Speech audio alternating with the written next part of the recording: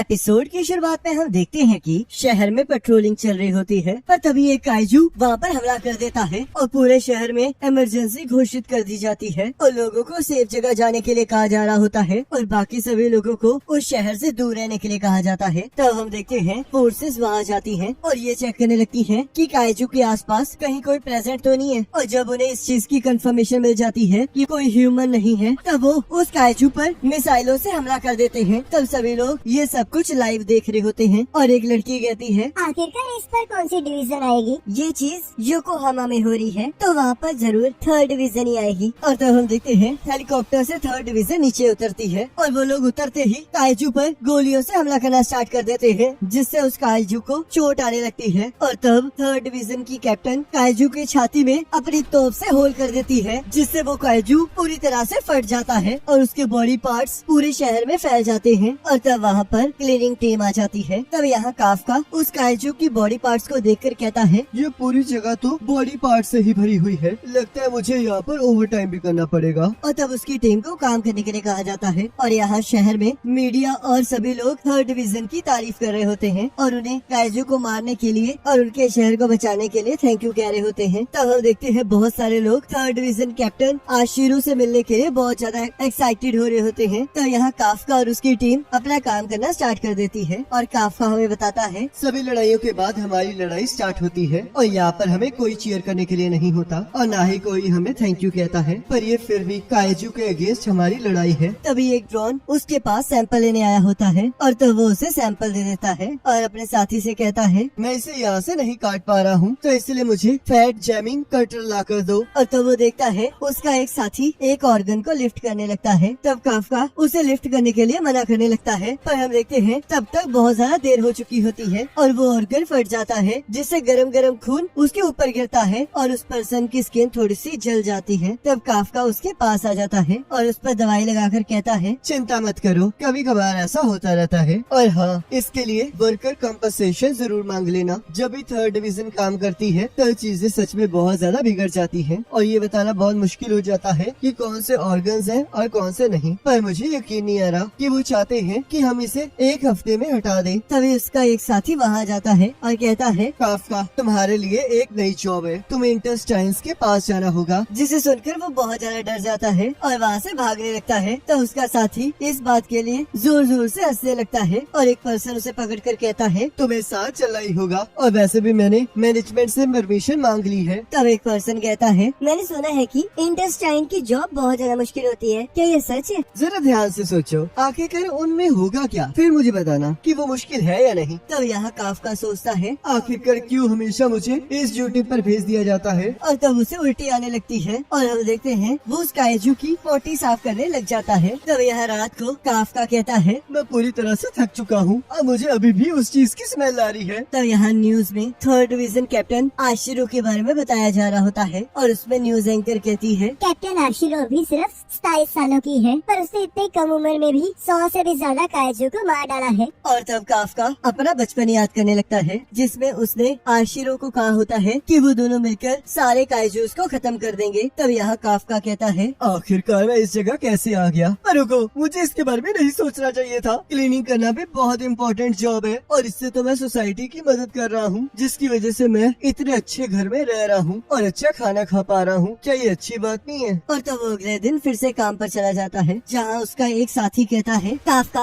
आज हमारे साथ एक नया पार्ट टाइमर काम करना शुरू कर रहा है और इसका नाम इचिकावा है। इसका कहना है कि इसे भी डिफेंस फोर्स ज्वाइन करनी है। और इचिकावा, काफका भी कभी डिफेंस फोर्स ज्वाइन करना चाहता था, पर अब ये सब कुछ छोड़ चुका है और अब ये यहाँ के फर्नीचर का पार्ट है, जिससे काफका को बिल्कुल अच्छा नहीं लगता और वो कहता है, ऐसे बच्चे को डराना बंद करो। तो इचिकावा कहता है, सुनिए सर, आखिरकार आपने हार क्यों मानी? मैंने बहुत ज्यादा कोशिश की, पर जैसे कि तुम्हें पता ही है कि तुम चाहे जितने मर्जी अच्छे हो, पर कोई न कोई तुमसे अच्छा जरूर होगा। और तुम ये भी कह सकते हो कि मैं ये जान चुका था कि मैं इस लिमिट से आगे नहीं बढ़ पाऊंगा। जब तुम बड़े हो जाओगे तब तुम्हें इस बात का एहसास हो जाएगा। ऐसा कुछ नहीं होने वाला, क्योंकि मैं कभी हार नहीं मानूंगा। तो इसलिए जब तक मैं मरता नहीं तब तक मुझे कुछ पता नहीं चलेगा। और तब वो चेंज करने चला जाता है। तो टोकू कहता है, मुझे लगा था तुम दोनों की अच्छी बनेगी। ये बिल्कुल भी अच्छा नहीं हुआ। ऐसा कुछ नहीं कह सकता था जिससे मैं लूजर ना लगूं। क्या गिव अप करना इतना बुरा होता है? और तो वो लोग काइजू को साफ करने वाली जगह पर पहुंच पहुंच जाते हैं जहाँ सबको अपना अपना काम बताया जा रहा होता है। तो यहाँ इचिकावा को इंटेस्टाइन साफ करने का काम दिया जाता है, जिससे काफका बहुत ज्यादा खुश हो जाता है और तब उसे भी वही काम दे दिया जाता है। तब वो कहता है, मैंने तो कल भी यही काम किया था, आखिरकार मुझे आज भी क्यों ये काम करना पड़ रहा है? ये इसलिए है क्योंकि तुम इंटेस्टाइन वर्क के साथ बहुत अच्छे हो। और तब वो अपने काम के लिए निकल जाता है। तब वो मैनेजर कहता है, ये हमेशा अपने काम की कंप्लेंट करता रहता है, पर इसे कभी भी मना नहीं किया। अगर ये डिफेंस फोर्स में होता तो ये बहुत अच्छा काम करता, पर ये तो तभी पॉसिबल हो सकता था अगर ये टेस्ट को पास कर लेता। और तब वो सभी लोग काम करने के बाद खाना खाने चले जाते हैं। और यहाँ हम देखते हैं इचिकावा का मन काम की वजह से खराब हो रहा होता है, जिसे देखकर काफका बहुत ज्यादा खुश हो रहा होता है। और तब उसका भी मन खराब होने लगता है। और तब वो इचिकावा से कहता है, क्या तुम अपने साथ लंच लाए हो? पर अब मेरा इसे खाने का बिल्कुल मन नहीं है। तब काफका उसे मल्टीविटामिन का एक जूस का पैकेट देता है और कहता है, अगर तुम्हें शाम तक काम करना है तो तुम्हें कुछ खाना ही होगा, इसलिए तुम इसे रख लो। और ऊपर से तुम नाक को बंद करने के लिए ये ले लो, इससे तुम्हें काम करने में आसानी होगी। तब इचिकावा उस चीज के लिए मना करने लगता है। तब काफका उसे जबरदस्ती उसे पहनाने की कोशिश करने लगता है। उसके बाद वो सभी लोग काइजू की पोटी को साफ करने वाले काम पर लग जाते हैं और काम खत्म होने के बाद वहाँ से चले जाते हैं। तो यहाँ काफका कुछ इंस्पेक्शन कर रहा होता है और कहता है, शुक्र है आखिरकार सबसे बदबूदार जॉब खत्म ही हो गई। तो इचिकावा वहाँ जाता है। तब काफका कहता है, क्या तुम मेरे से बदला लेने आए हो क्योंकि मैंने लंच में तुम्हारे साथ वो किया था? ऐसी बात नहीं है, मैं तो आपका शुक्रिया अदा करने आया हूँ क्योंकि आप ही की वजह से मैं अपने पहले दिन टिक पाया हूँ, तो इसलिए थैंक यू। और हाँ, डिफेंस फोर्स की एप्लीकेशन के लिए वो लोग एज लिमिट को 32 कर रहे हैं क्योंकि उन्हें और ज्यादा यंग लोग नहीं मिल रहे हैं। वैसे मैं आपको ये तो नहीं बता सकता कि आप अपनी लाइफ के साथ क्या करेंगे, पर जब आपने पहले कहा था कि आप हार मान चुके हैं तब आप बहुत ज्यादा उदास लग रहे थे, पर मुझे इससे कोई फर्क नहीं पड़ता। और अगर मैं गलत हूँ तो आप इस चीज को यहीं छोड़ सकते हैं, मुझे उससे कोई प्रॉब्लम नहीं है। तो इसलिए गुड नाइट। इचिकावा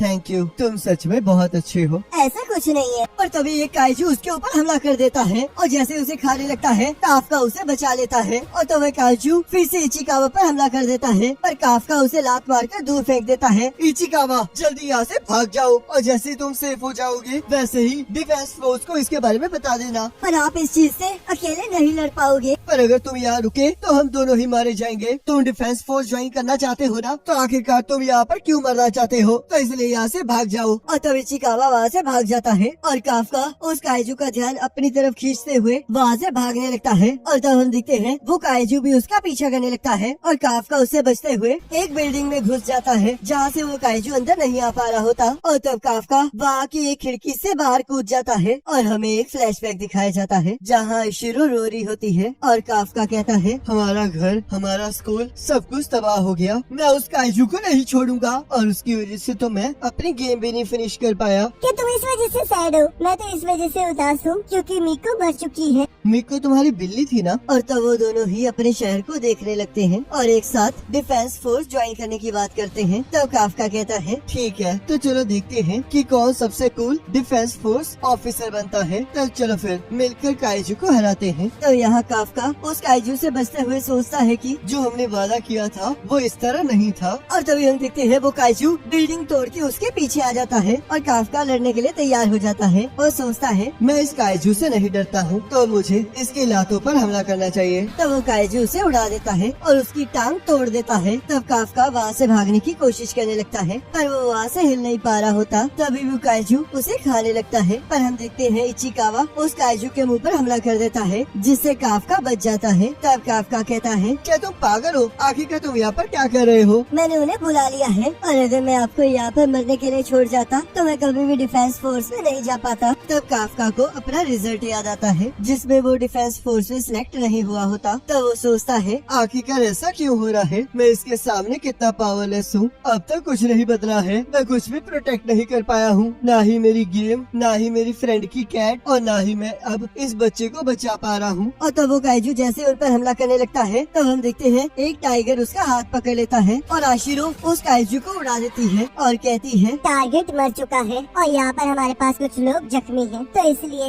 इगाराशी और टाकारागी इन लोगों का ध्यान रखो और बाकी सभी लोग मेरे साथ चलो। हमें इस एरिया को चेक करना होगा और ये देखना होगा कि कोई और योजू बच तो नहीं गया है। और तब उन लोगों को यहाँ हॉस्पिटल में भर्ती करा दिया जाता है जहाँ काफका सोचता है, आशिरो कितनी कमाल की है, उसने एक ही बारी में उस योजू को हरा दिया और उसने तो मुझे काफी पीछे छोड़ दिया है। तो इशिकावा कहता है, सर, जब वो काइजू अपीयर हुआ और आपने मुझे भागने के लिए कहा तो आपने वहाँ पर बिल्कुल सही डिसीजन लिया, क्योंकि अगर आप वहाँ पर न होते तो मैं आज यहाँ पर जिंदा न होता। आप सच में बहुत ज्यादा कूल है। आपको सच में डिफेंस फोर्स ज्वाइन करनी चाहिए। और हाँ, ये बिल्कुल आपके ऊपर डिपेंड करता है, मुझे इससे कोई फर्क नहीं पड़ता। तब इसे सुनकर काफका को अपना और आशिरो का वादा याद आने लगता है और वो सोचता है, ये बिल्कुल सही कह रहा है। मैं हमेशा चीजों से भागता नहीं रह सकता। थैंक यू इचिकावा, तुम सच में बहुत अच्छे इंसान हो। मुझे लगता है कि हार मानने में कोई गलत बात नहीं है, पर खुद से झूठ बोलना बिल्कुल अच्छी बात नहीं है। तो इसलिए मैं डिफेंस फोर्स में जाने का एक ट्राई और जरूर करूँगा। और तभी उसे उसके सामने एक काइजू दिखाई देता है और वो कहता है, आखिरकार मैंने तुम्हें ढूंढ ही लिया। और जैसे ही काफका उसे देखकर चीखने लगता है, वैसे ही वो काइजू उसके अंदर चला जाता है और हम देखते हैं उसके अंदर रिएक्शन स्टार्ट हो जाते हैं। तब इचिकावा जैसे ही उसकी आवाजें सुनकर उसका पर्दा हटाता है, तब वो उसे देखकर पूरी तरह से शॉक हो जाता है। और तब जैसे ही काफका भी अपनी रिफ्लेक्शन देखता है, तब वो दोनों पूरी तरह से शॉक हो जाते हैं। तब काफका इचिकावा को अपने बारे में समझाने लगता है और तब हम देखते हैं एक बूढ़ा आदमी काफका को काइजू समझ लेता है और उसके बारे में रिपोर्ट कर देता है। तब इचिकावा कहता है, इसने आपके बारे में रिपोर्ट कर दी है, जल्दी से यहाँ से भाग जाओ। तब हमें यहाँ एक फ्लैशबैक दिखाया जाता है जहाँ काफका आशिरो से कहता है, अगर तुम कभी भी काइजू के सामने जाओ तो सबसे पहले उसके टांगों पर वार करना, ताकि वो वहाँ से हिल ही न पाए। मुझे थोड़ा सा डर लग रहा है। काइजू तो सच में मुझसे कितने ज्यादा बड़े होंगे। चिंता मत करो, क्योंकि जब भी तुम्हें डर लगेगा तब तुम हमेशा मुझे अपने पास पाओगी। तो यहाँ आशिरो सोचती है तुम झूठे हो।